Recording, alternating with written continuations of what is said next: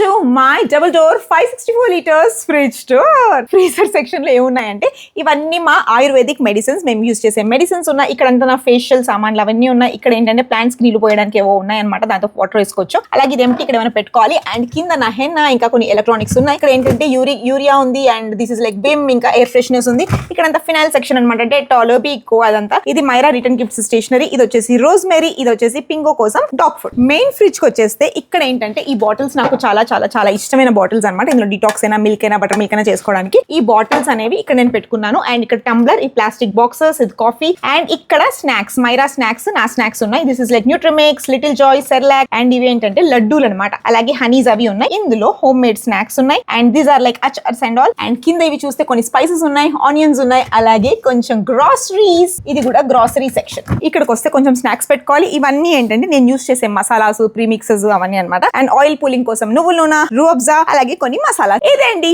మా double door dummy fridge door.